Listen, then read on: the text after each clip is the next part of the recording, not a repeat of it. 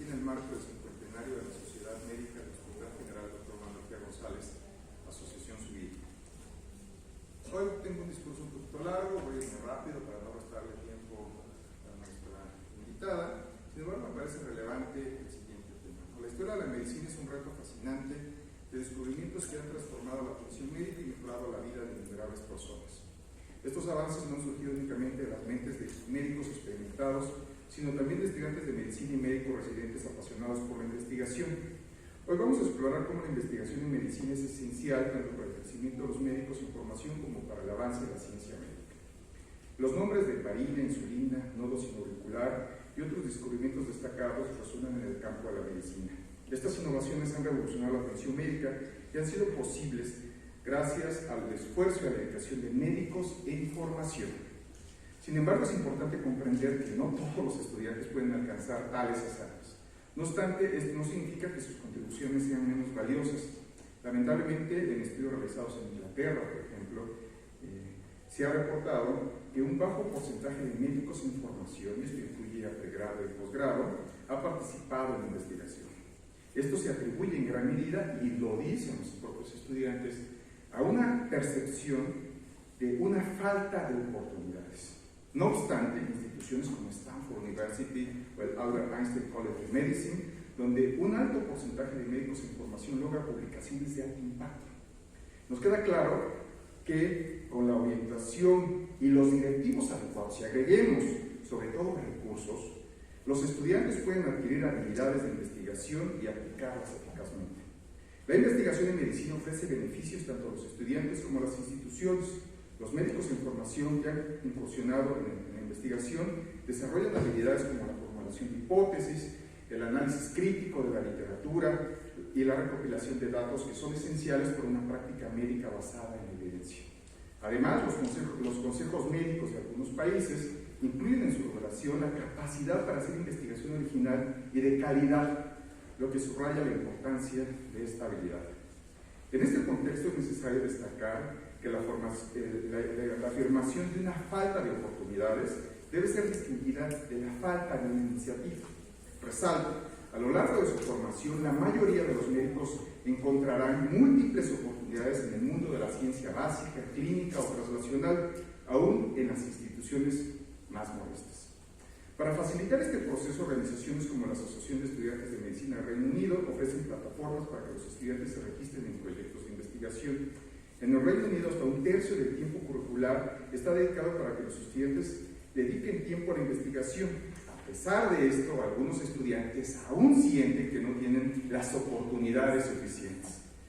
Por lo anterior, es fundamental que los programas de medicina fomenten la participación activa en la investigación desde una etapa temprana.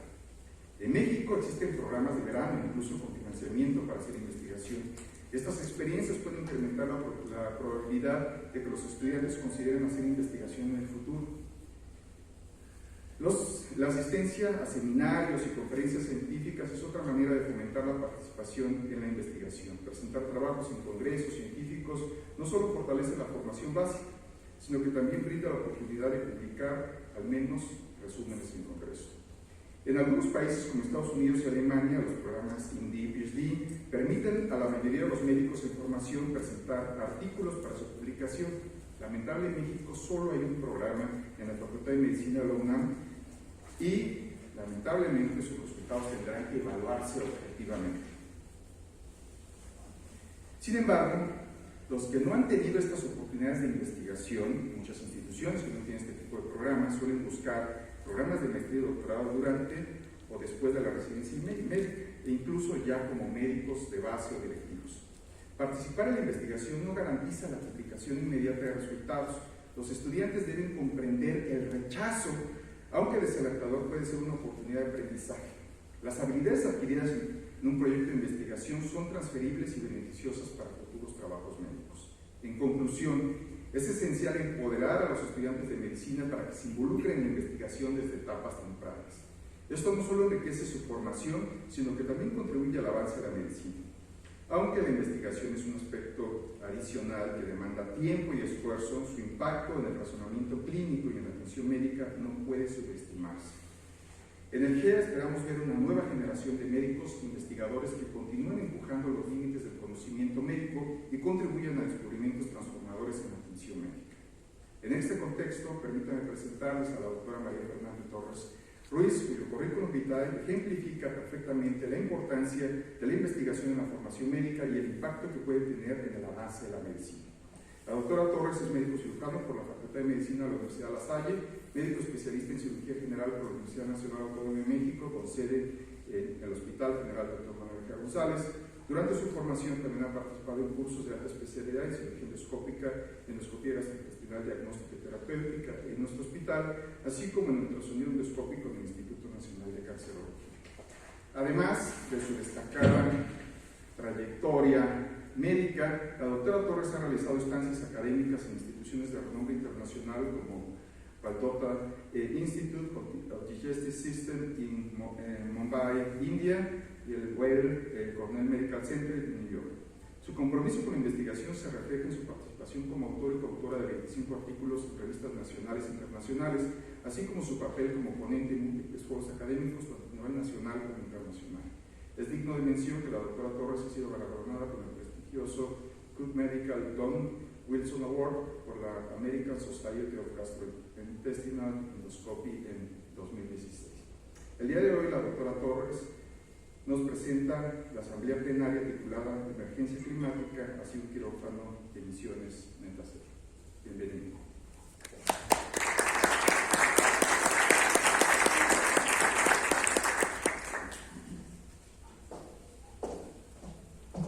Buenos días, muchísimas gracias por la invitación. Es realmente, pues para mí es muy significativo estar aquí en mi casa durante tantos años y me da muchísimo gusto ver a maestros, compañeros de tanto tiempo atrás, así que es muy emocionante. Además me da mucho gusto pues tratar este tema en el que que desafortunadamente no lo oímos tanto. Es un tema que yo espero que en la agenda de este año y de los próximos años lo escuchemos en todas las reuniones de todas las especialidades, porque es algo que tiene que suceder ya.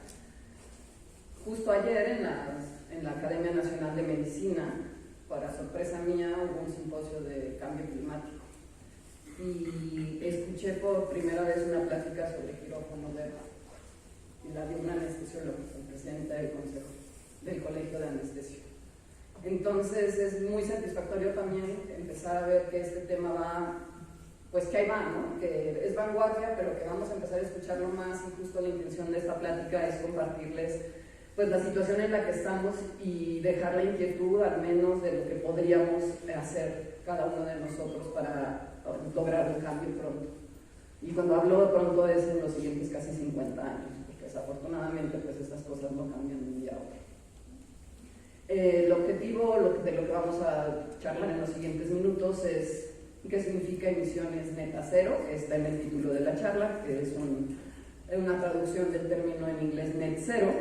¿Por qué es importante que hablemos de esto? ¿Qué podemos hacer al respecto? ¿Y cuál es la importancia en el sistema de salud? Pero específicamente traté de enfocarlo hacia los quirófanos, pues porque yo soy cirujana y porque creo que, y lo vamos a ver más adelante, los quirófanos son los principales contaminantes en los hospitales. Y ahorita lo van a ver ustedes.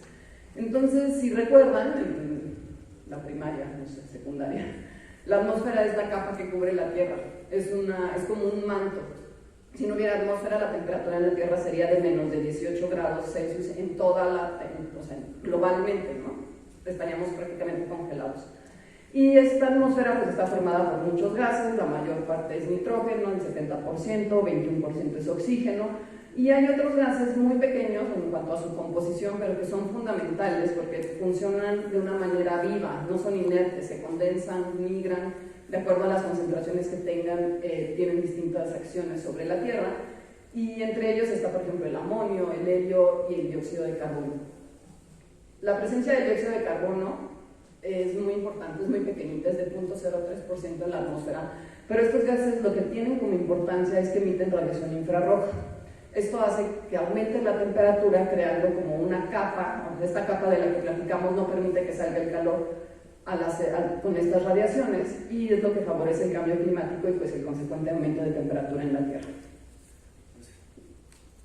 Los gases como el CO2 se producen de manera natural, pero también de manera antropogénica, es decir, por el hombre, por nosotros. Y ahí es donde viene toda esta, pues donde viene el problema de la generación de los gases de efecto invernadero.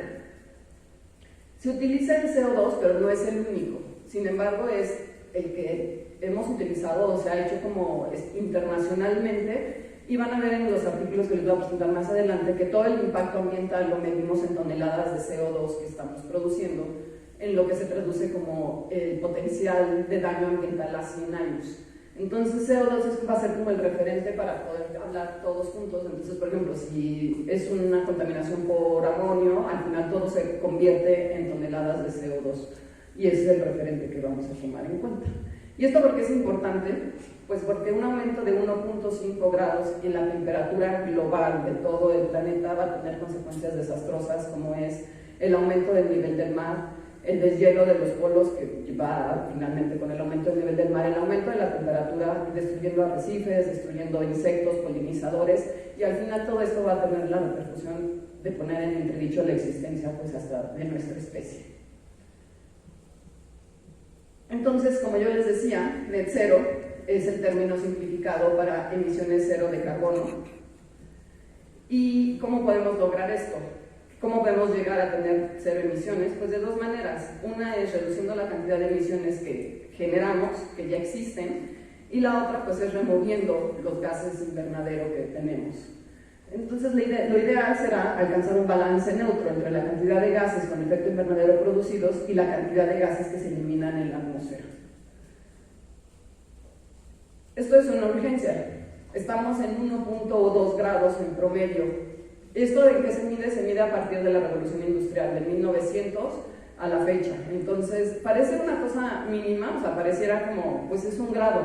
Pero ese grado en el que ya ahorita ya estamos, entre 1.1 más 0.13, que ya aumentó, nos tiene como en la rayita para poder hacer un cambio definitivo o seguir hacia la debacle. Y es algo que las Naciones Unidas y otras organizaciones lo tienen presente. Y tal es así que está desde el 2020 están los programas que se llaman Emisiones Neta Cero, el cambio es posible, con el objetivo de llegar a esto en el 2050. El objetivo de la ONU es que para el 2050 logremos emisiones netas cero de CO2 en los sistemas, no solo de salud, sino del mundo. Y al final, pues el sistema de salud es una industria y nosotros formamos parte de esto. Entonces, tiene que ser uno de los objetivos a tratar prioritariamente, ¿no? Y bueno, la intención a corto plazo es que para el 2030 se lograra una disminución del 50%. Lo cual es difícil, vamos en México estamos muy atrás. Miren, estas son las toneladas de CO2 producidas en el 2020 y los países que tienen los puntos más grandes pues son los mayores productores, China, India, Estados Unidos. Pero México no se ve nada mal y les voy a mostrar que en el mundo somos el lugar 16. Entonces,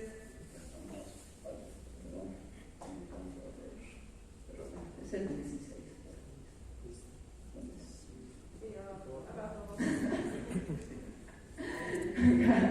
Entonces, pues tenemos un lugar muy considerable en la generación de CO2 y de la mancha de carbono en el país. Y esto sigue aumentando.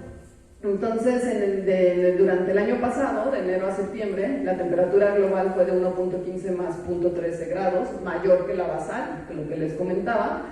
Este es un mapa donde nos va mostrando sin cambios, en la temperatura estaríamos en cero, que es lo que es amarillo más clarito, y como México está en esta mancha naranja yendo hacia el rojo. Y pues es que ustedes han escuchado que cada julio es el verano más caluroso, y pues eso va a seguir sucediendo. Los últimos 8 años hemos tenido el récord, cada año va aumentando esta temperatura y sigue aumentando esta temperatura. ¿Y esto qué importancia tiene? Además de algo tan lejano como podemos decir que sube el nivel del mar medio centímetro, que tiene implicaciones importantísimas. Pues también tiene repercusiones en la salud. Acabamos de salir de una pandemia y seguro llegará otra. Y esto va de la mano con todo un impacto hacia el sistema de salud, porque nos tenemos que preparar y tenemos que tener las herramientas para poder responder a todo el daño en salud que generan este cambio climático. Por ejemplo, los golpes de calor en las poblaciones más vulnerables, que generalmente son mayores de 65 años y lactantes. Las sequías que repercuten en la agricultura, en falta de trabajo, en alimentación, en falta de alimento, así como el ambiente favorable para la transmisión de vectores. Ayer escuchaba que desde el 2015 ya se identificaron en la Ciudad de México, justo en esta reunión de la Academia Nacional de Medicina, algo que yo no sabía es que desde el 2015 ya hay larvas del mosquito del dengue, del aire. Entonces, en cualquier momento tendremos dengue endémico de la Ciudad de México, lo cual es bastante impresionante. Este es un resumen. En este esquema tratamos de tratar de representarles algunas de las consecuencias, como ya les comenté, del aumento de la temperatura en la salud, desde desnutrición, enfermedades diarreicas, obviamente la migración, los conflictos entre personas, por las condiciones adversas en los territorios. Y algo muy irónico pues es que todo esto sucede, aunque como ustedes pueden ver, los productores mayor de CO2 son países desarrollados. Sin embargo, los países más afectados terminan siendo los países en vías de desarrollo. Y de algo que a lo mejor ellos ni temen ni deben, porque sus procesos de producción son muchísimo más ecológicos que los de los países del primer mundo. Sin embargo, pues esto es algo que nos repercute a todos, ¿no? Los gases no deciden encima de qué país van a estar o encima de qué país van a aumentar la temperatura. Implica incluso pues toda una parte de justicia ambiental. Tenemos enfermedades cardiovasculares, alergias respiratorias y enfermedades también gastrointestinales, incluso por la proliferación de algas nocivas. Entonces, como ven, el sistema de salud, nosotros tenemos que responder a todas las consecuencias que el cambio climático genera. Pero, cuando respondemos a esto, también estamos generando un daño en el ambiente. Entonces terminamos haciendo un círculo vicioso en donde nosotros estamos generando gases con efecto invernadero que generan esto, y cuando intentamos con todas las políticas, con todos los planes y con nuestra respuesta ante cualquier emergencia, intentamos responder y curar, estamos dañando más. Y finalmente nuestro principio de primero no dañar queda en entredicho. Y es algo que nos tenemos que plantear realmente qué estamos haciendo y cuánto estamos dañando, o realmente si estamos ayudando en este panorama. El sistema de salud es responsable del 5% del total de emisiones globales netas, que esto equivale a 2.4 gigatoneladas de CO2. Si nos tomaran como un país, seríamos el quinto país en contaminación. Entonces ya México no sería el 16, sería el 17, si el sistema de salud fuera un país. Es un imperativo moral, yo creo, parte de todo, de cada uno de nosotros, de cada persona y de cada elemento del sistema de salud, encontrar formas para curar a los pacientes sin enfermar en estas y en todas nuestras comunidades y en pro de las generaciones futuras.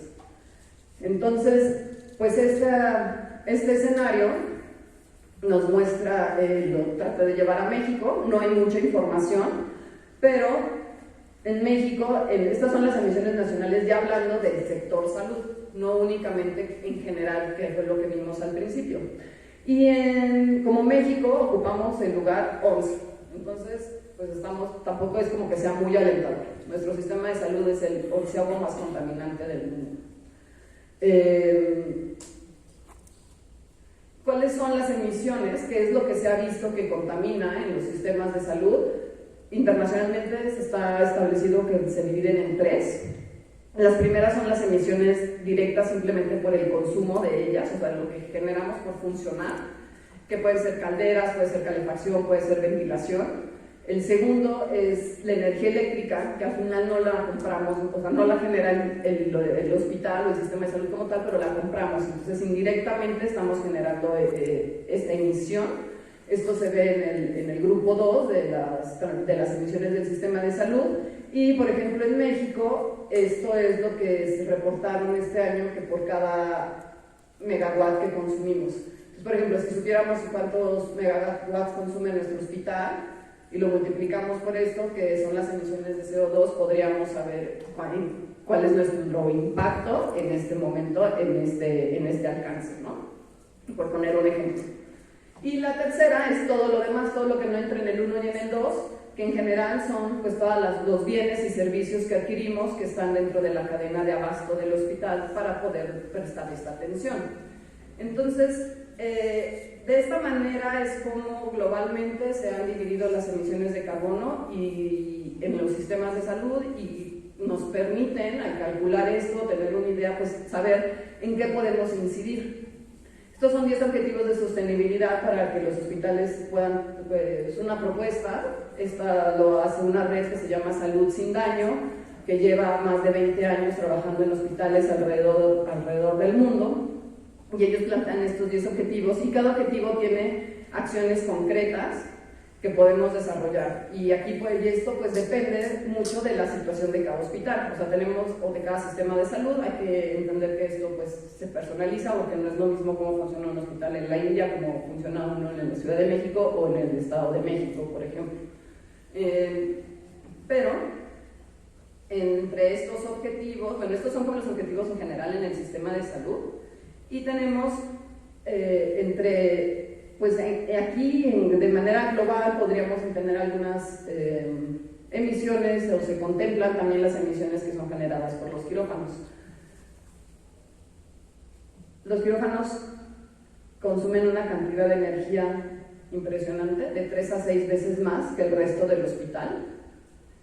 Obviamente pues por las condiciones, por la iluminación, por la ventilación, por la temperatura, por la humedad, por los recambios de aire, por todas las condiciones en las que deben de estar, pues son la parte que más energía consume. Pero también generamos una cantidad de desechos. Aquí yo puse 25%, hay bibliografía que la refiere hasta el 40% de toda la basura de un hospital se genera en un quirófano. Una sola cirugía, la huella de carbono que deja un solo procedimiento en una sala equivale a viajar de Mérida a Tampico de ida y vuelta, o sea, de cruzar el país y regresar en un coche de gasolina promedio. Entonces, si pensamos en la cantidad de cirugías que estamos realizando en todo el país al día, pues el impacto ambiental en los quirófanos es muy, muy importante. Y de ahí fue que salió la inquietud de empezar a investigar qué más podíamos hacer para reducir esta huella de carbono en estos espacios. Los 3 principales contaminantes, de acuerdo a este estudio que se hizo en Estados Unidos y en hospitales de Estados Unidos y Canadá, son 3, y como yo les comentaba, depende incluso de las condiciones de cada hospital, pues van a depender las emisiones que generemos. Por ejemplo, en este hospital, pues donde estaban flaqueando muchísimo, pues era en energía. Pero, por ejemplo, en estos otros 2, pues no era la energía, a lo mejor era la cadena de abasto, ¿no? Pero, en general, lo que sí se ha visto es que son 3 principales contaminantes: los gases anestésicos, el consumo de energía y la generación de desechos por la cadena de abastos de todos los consumibles que utilizamos. En este trabajo es un metaanálisis en donde revisaron las distintas publicaciones que había sobre la huella de carbono generada en distintos procedimientos. Y algo que les quiero mostrar es que la misma cirugía, miren, en este lado de la gráfica las toneladas están en 5, 10, 15, 20, y aquí la escala es de 100, 200, 300, 400, 500. Aquí tenemos una cirugía de catarata en Reino Unido que genera cerca de 200 toneladas de CO2, y tenemos la misma cirugía en la India con un impacto de 6.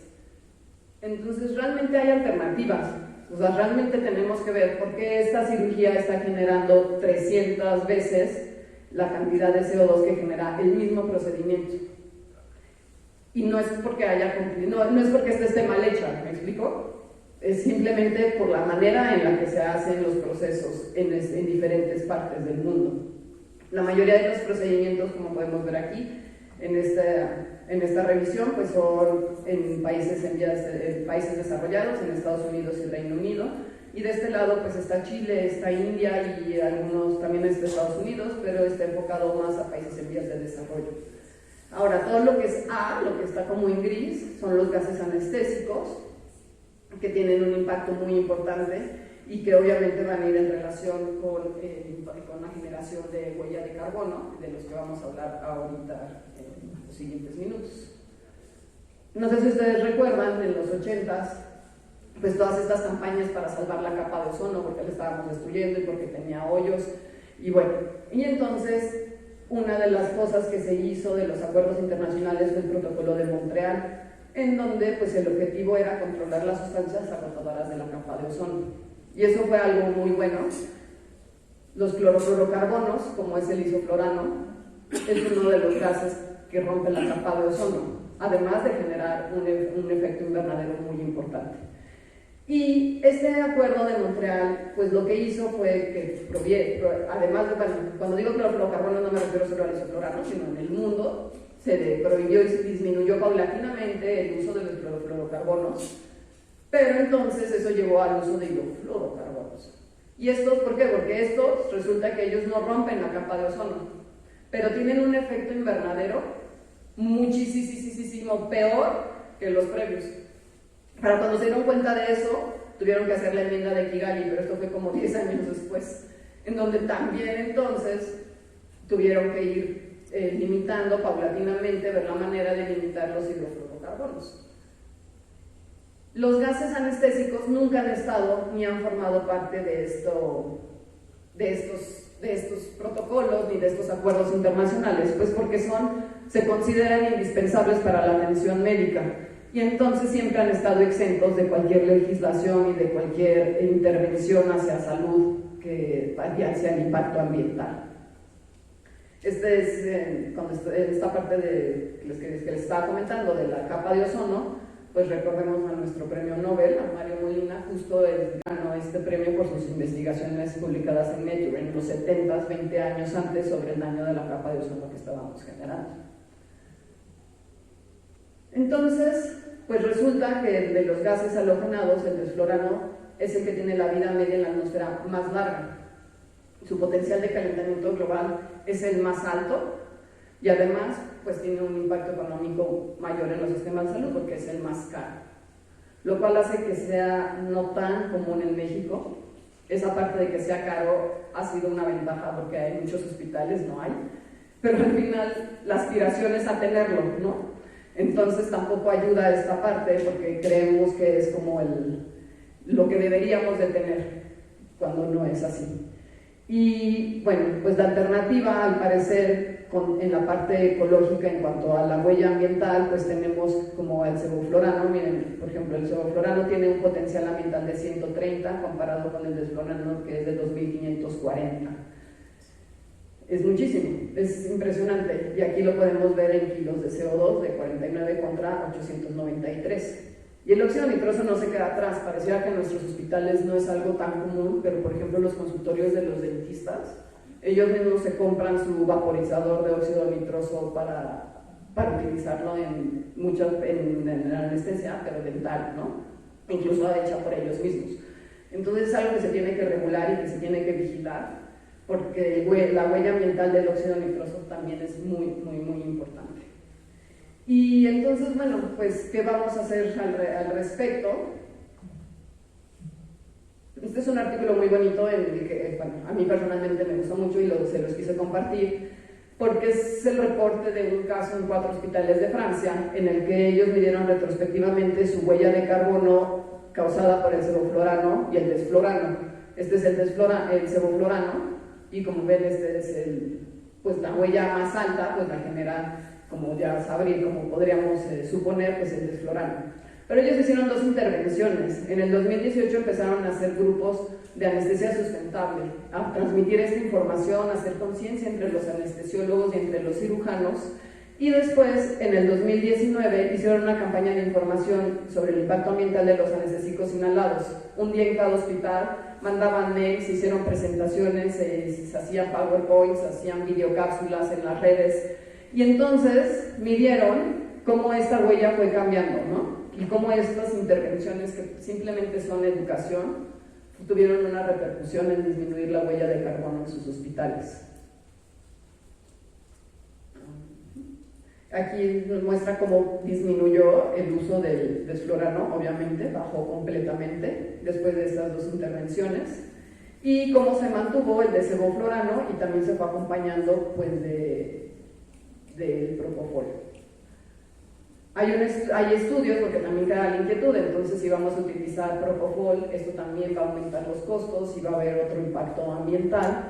Aparentemente esa parece ser ahorita la alternativa, y este es uno de los, bueno, en este estudio ellos miden los costos sin demostrar un aumento en las finanzas del hospital, al contrario, hay un ahorro.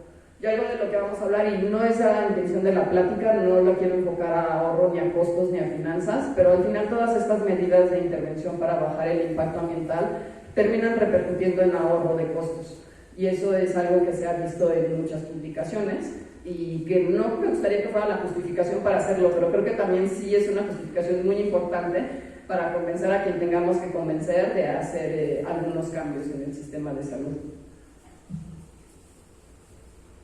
Este otro estudio, en cirugía laparoscópica, hizo el modelo de qué pasaría si sustituimos el desflurano por sevoflurano, y bueno, ellos lo que ven es una disminución del 23% en el impacto del efecto invernadero, y si a esto lo decidimos hacer únicamente con propofol, es del 28%. Entonces no demuestran un cambio tan significativo entre usar sevoflurano y propofol.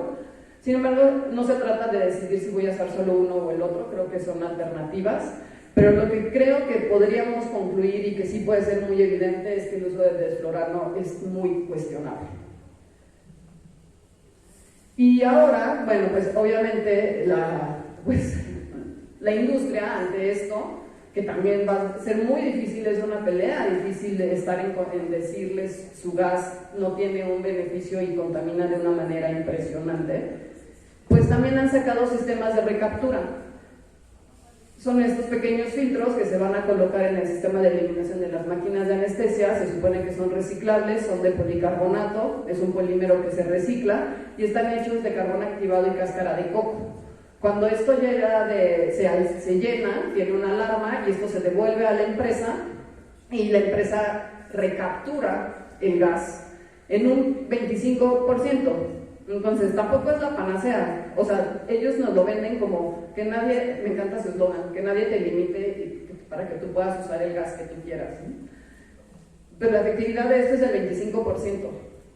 Pero para el sevoflurano, aunque su huella no sea tan importante, puede ser una alternativa, porque además de que ya la disminuimos con su uso, pues encima estamos tratando de recuperar un 25%, entonces podría ser no tan desloable. Sin embargo, lo que les quiero compartir es que la Unión Europea tiene una iniciativa de ley para que a partir del 1 de enero del 2026 el uso del desflurano esté prohibido. Únicamente se podrán justificar a las autoridades competentes cuando sea estrictamente necesario y no pueda ser sustituido si es que ese caso existe. Entonces es algo que a lo mejor vamos a tardar muchos años en verlo en nuestro país, pero yo no sé si tenemos que esperar a que nos pongan una ley o podemos hacer conciencia y trabajar en esto para buscar otras alternativas sin necesidad de esperar a que haya una iniciativa de ley en nuestro país que pueda tardar 10 o 15 años. La Unión Europea nos lleva ya un camino andado. Reino Unido ha trabajado muy fuerte en los últimos 5 años para disminuir las emisiones en su sistema de salud y muchos de sus proyectos pueden ser un ejemplo en la medida de lo posible en nuestra realidad para tener acciones que podamos realizar.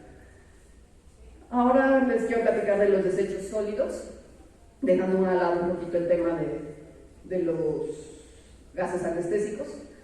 Y pues fue un boom, recuerden, en los 80s todo se volvió desechable, ¿no? En 90s, y con la creencia de que esto evitaba la transmisión de infecciones.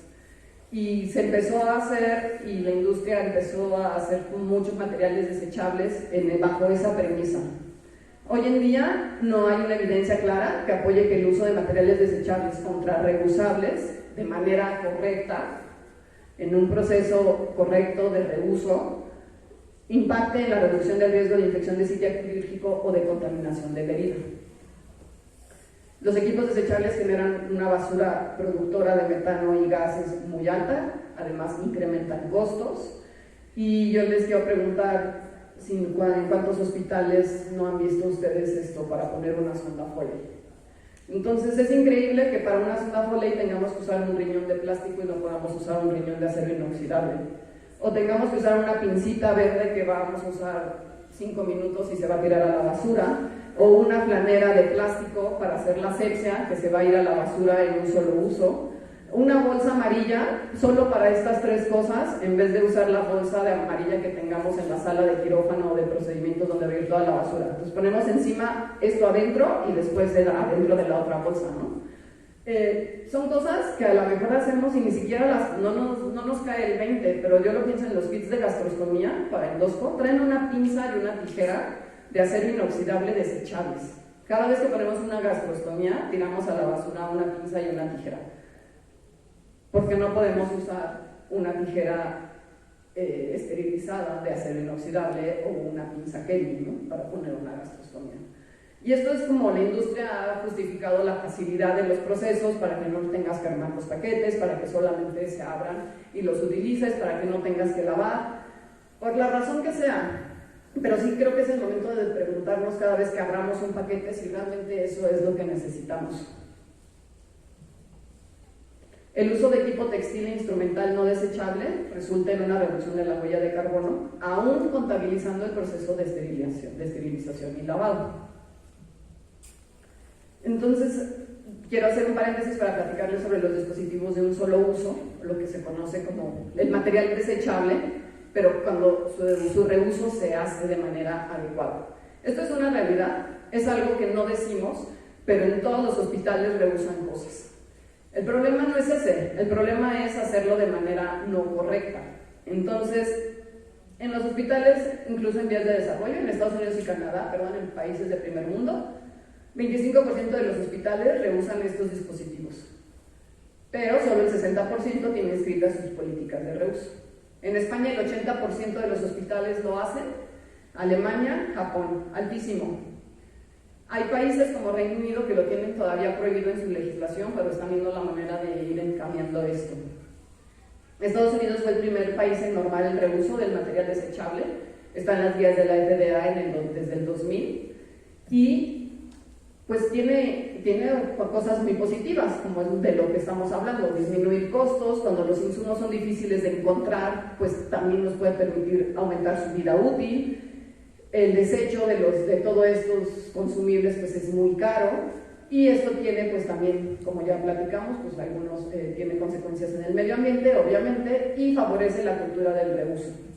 Pero ojo, todos sabemos que pueden tener más riesgo de infección, el riesgo de que no funcionen adecuadamente, y hay veces que el costo es más caro. O sea, hacer esto de manera correcta es más barato comprar el dispositivo nuevo que asumir esos costos.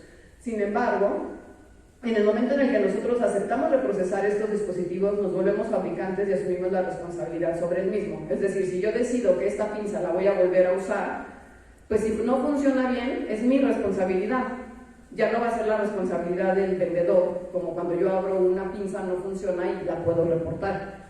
Pero entonces tenemos que ser congruentes y consecuentes con nuestras acciones. Si nosotros vamos a rehusar, hay que hacerlo bien para que seamos responsables de eso. El proceso para reprocesar uno de estos dispositivos, además de lo que podríamos hacer con cualquier dispositivo hecho específicamente para reusarse, tiene que incluir pruebas de funcionalidad. Por ejemplo, si vamos a un lápiz de electrocauterio, tenemos que probarlo antes de meterlo a esterilizar nuevamente, pues que sí esté funcionando, que tenga el voltaje adecuado, etc. Un etiquetado y una trazabilidad. Quiere decir esto, que yo pueda saber cuándo usé esta pinza, en quién la usé y cuántas veces la voy a reusar. No me quise ampliar tanto en este tema, pero sí es importante. Hay una propuesta, por ejemplo, de un comité de reuso en los hospitales, en donde la parte tanto de ingeniería, de biomédicas, como el usuario, como la parte de selle y la parte de finanzas estén todos juntos para decidir qué es lo que sí conviene reusar y qué es lo que no. Y cómo vamos a decidir cuántas veces vamos a reusar esta pinza y cómo la vamos a reprocesar y cómo vamos a saber la trazabilidad de esto. Es decir, si hay un evento adverso en relación a esto, ¿cómo vamos a saber si este insumo en quién se utilizó? Y bueno, luego viene la parte ética, que es más complicada. le vamos a decir al paciente, o sea, los pacientes tienen derecho a saber que estamos utilizando material de reuso en ellos o no. Pero bueno, eso ya es más, ya entra en otro plano. Y algo interesante es que la Young Commission tiene sus políticas de acreditación súper establecidas sobre el reuso de los materiales desechables.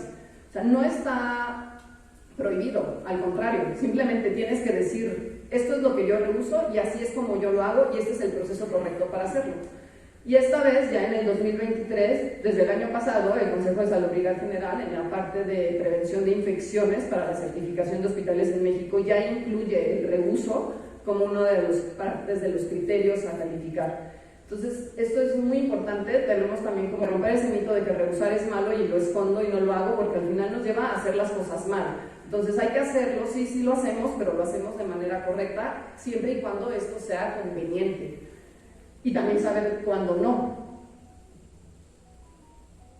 Este estudio compara el uso de la contribución en el impacto ambiental de una tijera. Y pareciera muy tonto, pero la verdad es que han tenido que hacer esto como para que la gente diga, sí es cierto. Pues compararon una tijera desechable de plástico contra una tijera de acero inoxidable desechable contra una tijera de acero inoxidable reusable. Y entonces es el impacto ambiental desde la generación del material, porque necesitamos la materia prima para hacerla, el impacto ambiental cuando hacen la tijera, el uso y después cómo la tiramos, porque pues toda la parte de desecho y de basura es también un tema, ¿no? Entonces, bueno, pues obviamente no es muy difícil suponer que la tijera desechable de acero inoxidable es la que tiene un mayor impacto ambiental. Pero imagínense, cuando hablamos de impacto ambiental, tenemos que considerar todo, estos son algunos de los puntos que ellos investigaron, ¿no? Desde agua, metal, fósiles, ocupación de la tierra, mantos acuíferos, es una cantidad de cosas que habría que considerar que muchas veces pasamos por alto y que como que en nuestra vida diaria pues no nos las preguntamos. Bueno, obviamente pues otra vez, ¿no? La tijera de acero inoxidable desechable, que es el triangulito, es el que está por encima de todo, en todos los aspectos. Y la otra parte pues son los textiles, la cantidad de desechables que estamos utilizando y que realmente nos tenemos que preguntar si están preveniendo alguna infección cruzada, si nos están protegiendo a nosotros por ser un material que no tenemos otra manera de protección o si tenemos alternativas. Batas de tela reusables, 50 lavadas, se pueden esterilizar. Pueden sustituir 50 batas desechables de plástico que estamos tirando a la basura por procedimiento y por persona, ¿no? En una sala de quirófano, por ejemplo. Ahorita la Facultad de Medicina de la UNAM, en sus quirófanos, está promoviendo en sus estudiantes ya el uso de botas de tela. Entonces, las prácticas que hacen dentro de la facultad, pues que ya no sigan usando estos plásticos que siguen contaminando y les están invitando otra vez a lo que se hacía hace muchos años. Otra alternativa pueden ser zapatos únicos para quirófano, cerrados, autolavables, que únicamente se utilizan dentro del área quirúrgica y que son cerrados, que son impermeables y que incluso se pueden meter al autoclave. Mi anestesióloga hace eso ahora y ya únicamente tiene sus zapatos para quirófano, entonces en el transfer se los quita y entra y sale y ya no utiliza botas, por ejemplo. Y eso es como una acción que nació de ella y fue como su iniciativa y la verdad es que es muy loable, ¿no? El uso de gorros, pues toda esta parte de los desechables, pues no hay más que decir, es evidente que todo lo que es textil desechable pues impacta muchísimo más. Y lo tenemos que considerar. Nosotros utilizábamos, por ejemplo, las batas para los pacientes que llegaban en endoscopía. Desde el 2016 que yo llegué al CIENI, siempre se les había dado una bata desechable. Y era lo más fácil, o sea, el señor venía de la calle, se ponía su bata desechable, se le hacía su endoscopía 2-3 horas y se iba a su casa. Y yo la verdad es que ni siquiera, o sea, yo hacía esas compras, ni siquiera lo había pensado hasta hace unos cuantos meses y dije, ¿y por qué tenemos que usar batas desechables? ¿Cuál es la justificación de esto y por qué no utilizamos batas de tela? Y pues ya hicimos ese cambio, pues es muy simple y no tenía ninguna idea, o sea, los pacientes hospitalizados que tienen 0 CD4, o sea, la población que yo trabajo es pacientes con VIH y la mayoría, la idea de usar esto era en protección, pero los pacientes que están hospitalizados en los pabellones tenían batas de tela y ellos son los que tenían una cuenta de CD4 súper bajita. Nuestros pacientes que vienen de la calle tienen 250 CD4, están indetectables y están inmunológicamente están normales, no tienen ningún compromiso. Y pues no teníamos ninguna explicación a seguirles dando batas desechables. Pero nunca lo habíamos pensado. Entonces, ¿qué podríamos hacer nosotros en nuestra práctica diaria? Esta es una guía de Reino Unido, que la publicaron en el 2002, que nos habla de algunas ideas de sustentabilidad en el quirófano. Cada vez estamos viendo más documentos en Europa que nos pueden ayudar a tomar ideas. Estas son solamente algunas sugerencias. ¿Cuál es la cirugía que menos contamina? La que no se realiza. La prevención, desde ahí, y la educación a nuestros pacientes es fundamental. Es irónico, pero hay 5 billones de personas en el mundo que no pueden pagar la cirugía que necesitan. Están en espera de una cirugía. Tenemos listas de espera y un retraso que aumentó con la pandemia de procedimientos que necesitan operarse. Sin embargo, tenemos también que prevenir y disminuir esto, porque por un lado el sistema de salud está buscando cómo lograr cubrir la demanda en la falta de quirófanos. Pero también nos tenemos que regresar y tenemos que ver qué es lo que no tenemos que operar y cómo podemos disminuir esto. Entonces, la educación a la salud en los pacientes es algo pues, preventivo. Desde ahí tenemos que empezar, desde la educación. Los servicios de teleconsulta se nos quedaron en la pandemia, creo que fue algo positivo, que si es posible mantenerlos cuando sea posible, podríamos considerarlo, ¿no? Evitar desplazamientos innecesarios de los pacientes, a lo mejor juntarles todas sus citas el mismo día, pero no, hay pacientes que vienen de 3 horas de distancia y, oigan, no, pues regrese otro día, la siguiente semana le toca la otra consulta. Entonces, las 4 consultas de ese día tienen que venir ese día. O sea, y no solo es la huella de carbono, es el gasto y lo que implica la movilidad para de cualquier persona en estas distancias. Los estudios perioperatorios. Hace poquito publicamos un trabajo sobre el poco apego que existe en los hospitales a las guías de qué estudios perioperatorios hay que pedir, sobre todo en pacientes de bajo riesgo. Y entonces una de las razones era, pues es que si no me lo van a batear. O sea, mejor le pido todo para que cuando llegue, ¿qué tal que me lo batean? O mejor le pido todo porque van a decir, ay, esta doctora no le pidió la de, no sé, los tiempos de coagulación, cuando en realidad ni siquiera estaban indicados. Entonces, hay guías muy claras de qué es lo que tenemos que pedir y cuáles son los estudios que se tienen que pedir. Y esto implica políticas institucionales en donde estemos todos en el mismo canal de que un paciente que va a este procedimiento con estas características que se considera de bajo riesgo, necesita únicamente esto. Y entonces esa es la posibilidad de poder reducir esta cantidad de estudios de laboratorio que estamos tomando. Esta foto desde ayer, el dinero. Y en el perioperatorio también, ¿no? Las biometrías de seguimiento, los estudios, habrá los que sí se necesiten, pero también tenemos que ser conscientes de qué estamos indicando en el seguimiento de nuestros pacientes, porque a veces es un abuso que genera no solo una huella de carbono, pero incluso un riesgo a los pacientes. Y bueno, esta es la parte de la medallita dorada, que es todo lo que ya platicamos sobre los gases. Si podemos considerar una anestesia local o una regional, tenerla en mente cuando esto sea adecuado. Si vamos a hacer un procedimiento en el que se necesite una anestesia inhalada, siempre preferenciar el uso de sevoflurano sobre el desflurano. Y si es posible, preferenciar el uso de total intravenosa sobre la técnica de anestesia con gas. Utilizar anestesia de flujos bajos, tener la infraestructura necesaria para realizar esto y quizá en el futuro considerar los sistemas de recaptura para el sevoflurano. Esas serían algunas de las propuestas sobre la incidencia de gases anestésicos que acabamos de platicar. Y aquí viene la parte de la basura. No podemos abrir en quirófano lo que sea por si lo necesito. Tenemos que tener un checklist del material que se va a necesitar en ese momento, que sabemos que es indispensable, y a lo mejor sí, tener en la sala lo que se podría utilizar, pero no podemos abrir instrumental ni paquetes por si se necesita. Esto es algo que de verdad no podemos seguir haciéndolo. Evitar los empaques excesivos, trabajar con el área de esterilización. A veces ustedes han visto que traen doble, triple paquete, poliutireno, polipropileno de lo que usan para esterilizar, y entonces abrimos y es basura. Y a lo mejor utilizar contenedores reusables para esto. El papel de polipropileno, que es este azulito, pues pierde su porosidad después de que se mete después del proceso de esterilización.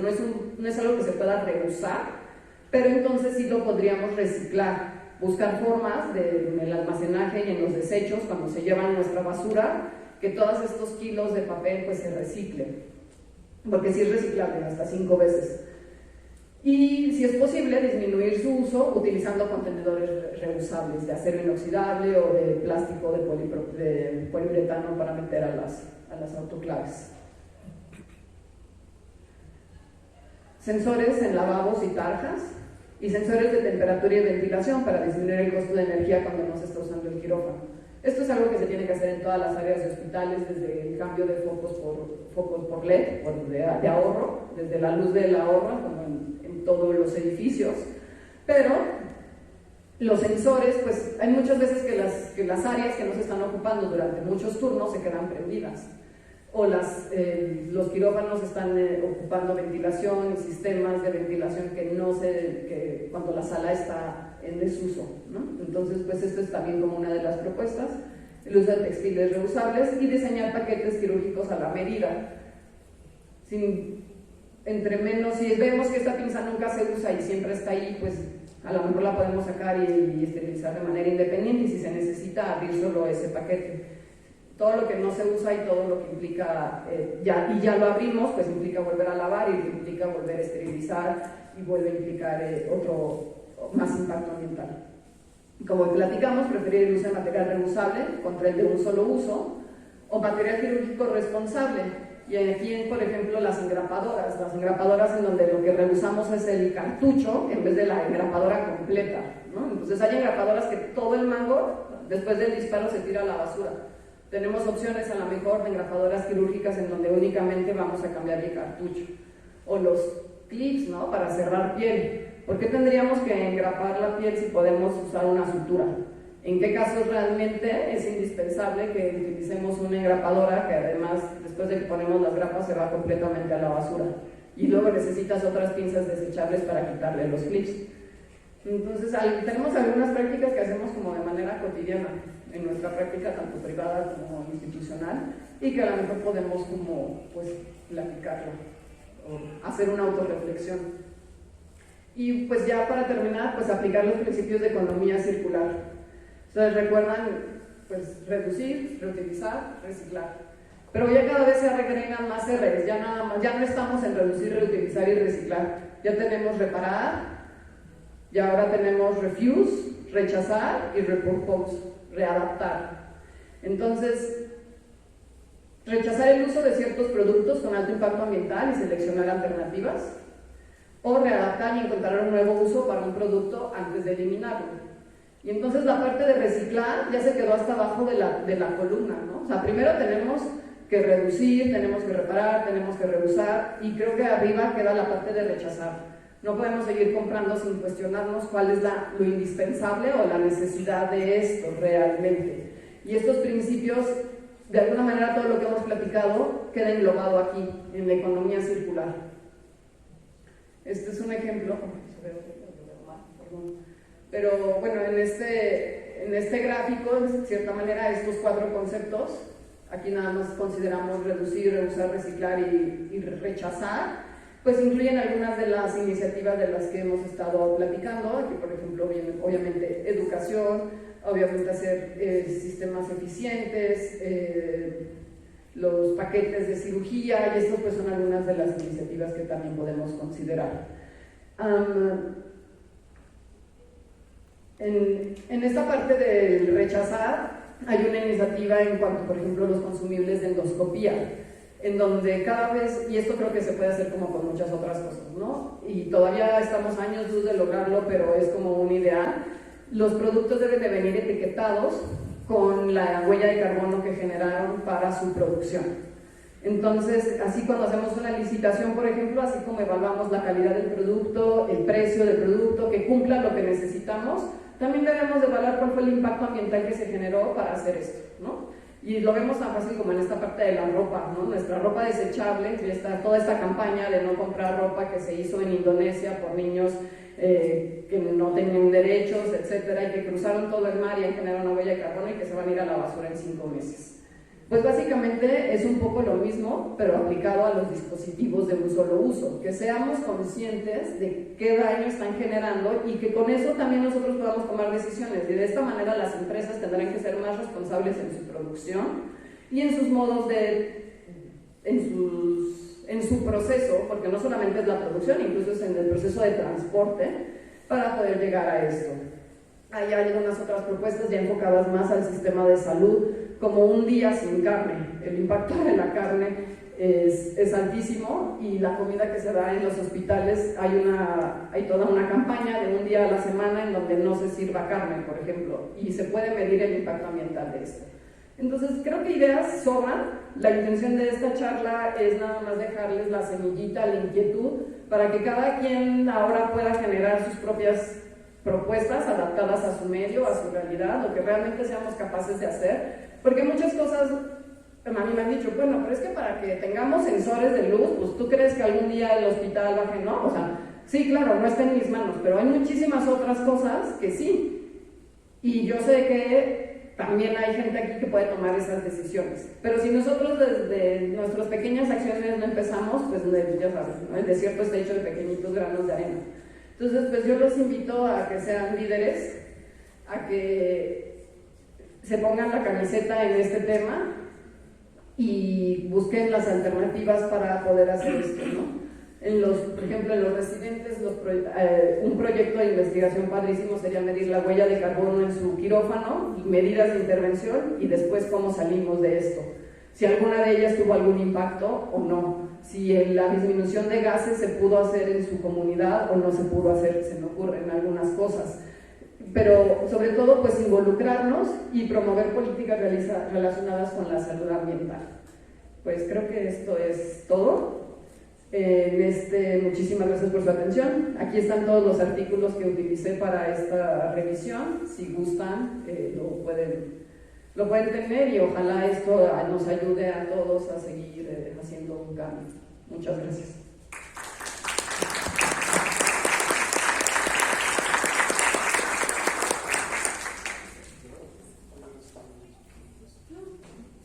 Estamos sobre tiempo, ya sabemos que tienen que ir a sesiones, a consulta externa y demás, pero hay tiempo para alguna pregunta. ¿Si alguien la tiene?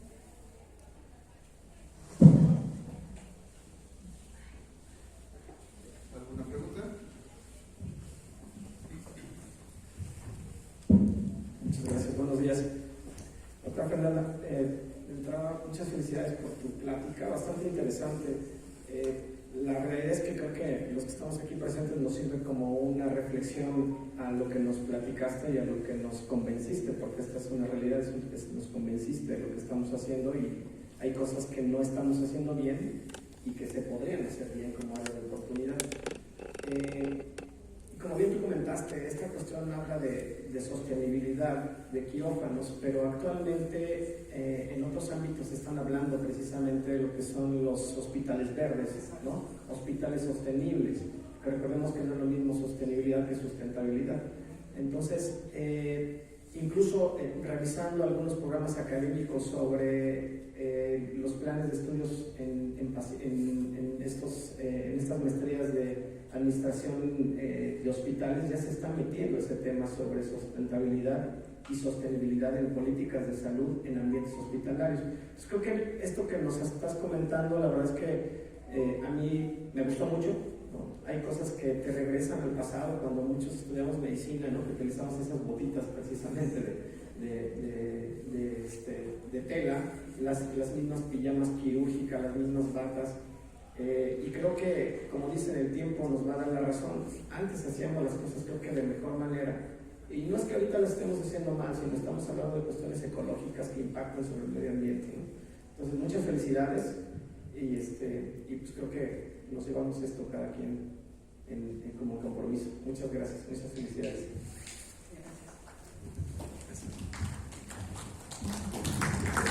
Doctora, muchas felicidades y me da mucho gusto verte.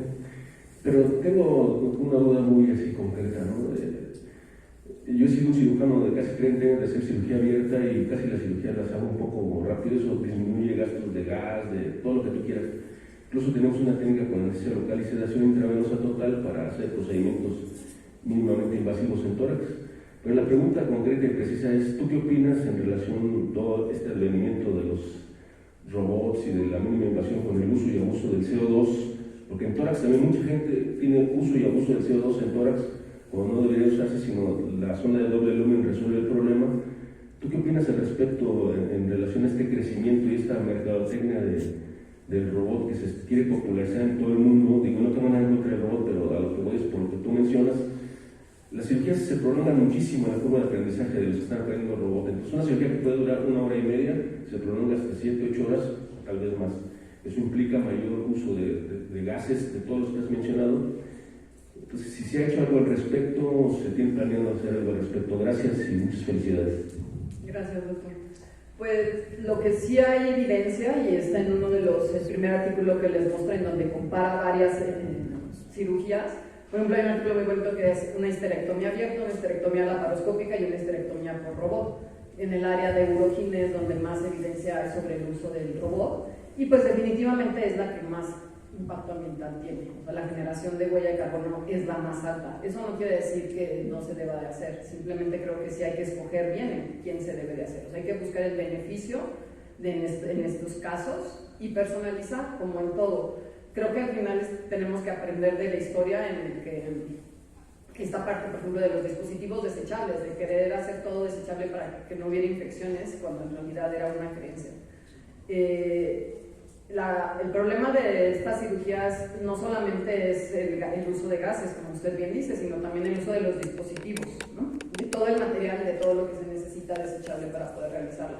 Entonces habrá que buscar alternativas que no generen tanta basura, que a lo mejor no sean pinzas, brazos de un solo uso, alargar su vida media lo más que sea posible y personalizar en el de quién realmente se puede beneficiar de estos procedimientos.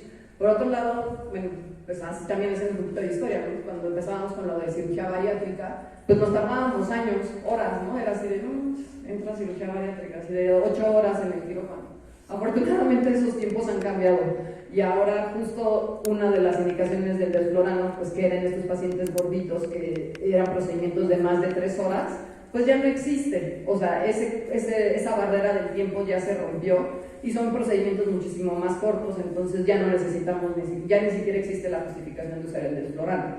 Entonces creo que también el tiempo va poniendo las cosas en su lugar, pero es muy importante, como usted dice, aprender de lo anterior y entonces antes de que pasen 20 años y nos demos cuenta de que, híjole, hubiéramos mejor hecho así, ya no nos va a dar tiempo. O sea, la verdad es que esto es de ahorita, ya no tenemos tiempo para equivocarnos de nuevo. Gracias, doctor. Bueno, muchas felicidades, Fer, muchas gracias por la plática, la verdad muy, muy interesante. Creo que, como bien dijo el doctor Abel, nos movió mucho a todos, creo que hay mucho que trabajar. Creo que un ejemplo muy tangible que acabamos de tener sobre todo este impacto que se ha generado es con la pandemia, ¿no? La pandemia creo que dejó una huella, no solo por todo lo que implicó en costos, en vidas y demás, sino en el impacto ambiental que dejamos, ¿no? Y que seguimos dejando con el uso de insumos desechables y demás, que de verdad es terrible el impacto que ha tenido y que además se vuelve un círculo vicioso, porque el promover o el utilizar todo esto pues está condicionando estas situaciones que comentaste ya en los cambios climáticos, lo cual va a promover seguramente otras pandemias que, bueno, pues van a acabar no sé cómo, ¿no? Entonces, creo que sí es muy importante hacer conciencia en todos, aquí, pero desde casa, pero desde todas partes.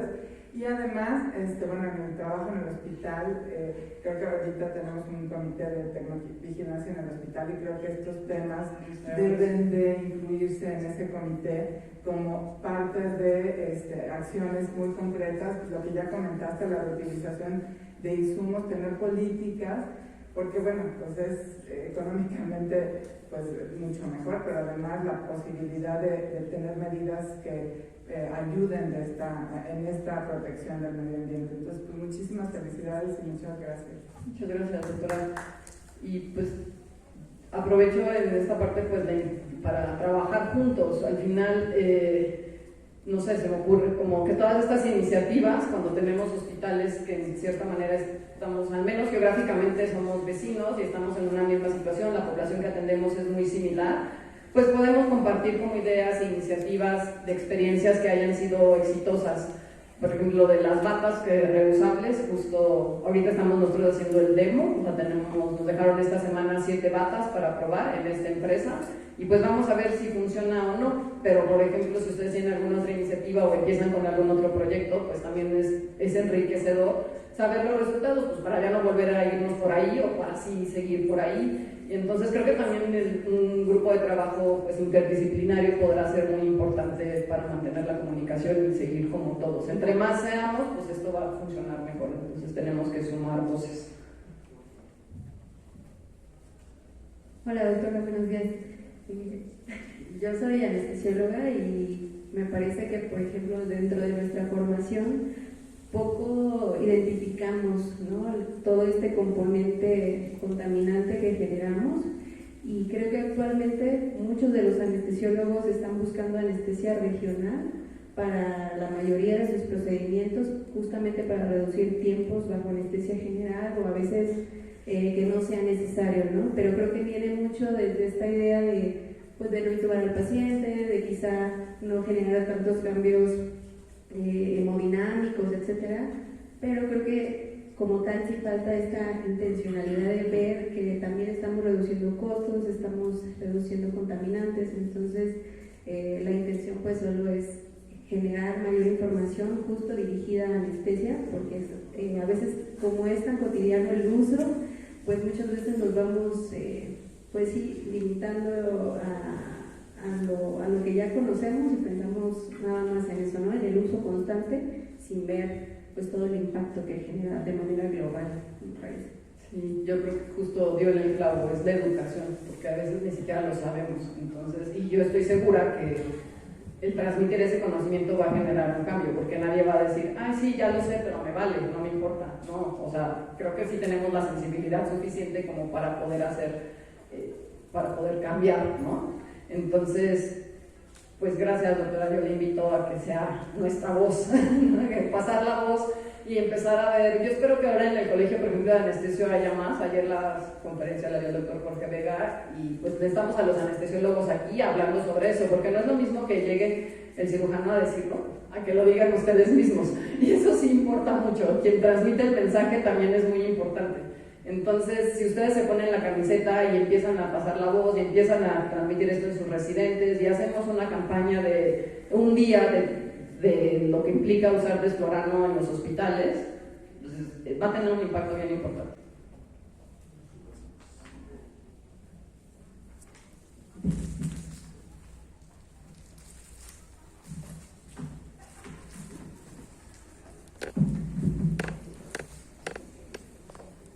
El Consejo Directivo 2023-2025 otorga a la Asamblea Plenaria a la doctora María Fernanda Torres Ruiz por su conferencia de emergencia climática sin quirófano, emisiones netas.